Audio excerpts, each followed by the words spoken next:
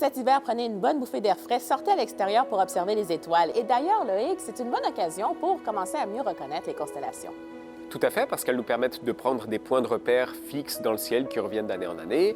Elles nous permettent de reporter de magnifiques histoires héritées de nos ancêtres.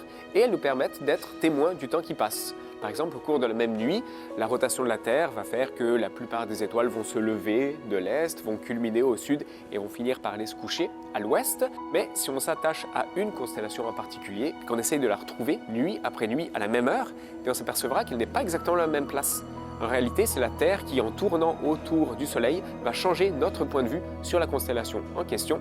Les constellations sont donc une façon indirecte de constater que notre planète se promène autour de notre étoile. Et quelle serait la constellation emblématique de l'hiver qu'on devrait essayer de voir? Sans aucun doute, Orion, un chasseur qu'on retrouve très facilement grâce à sa ceinture piquetée de 3 étoiles bien brillantes.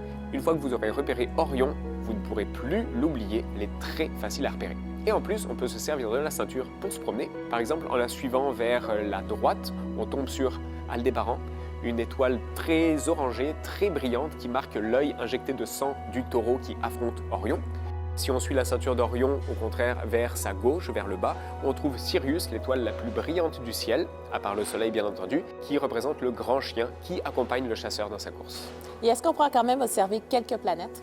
Quelques planètes, malheureusement. Jupiter et Saturne ne sont pas dans une bonne configuration, pas plus que Mercure. Vénus, cependant, va tirer son épingle du jeu. On l'aperçoit comme un point très brillant, juste après le coucher du Soleil, au-dessus de l'horizon Est, et elle va s'y attarder dans l'heure ou les 2 heures qui vont suivre le coucher du Soleil. Si on élève tôt, on peut commencer à guetter Mars. C'est un petit point rouge encore timide cet hiver qui se trouve au-dessus de l'horizon Est-Sud-Est vers 5h30 du matin.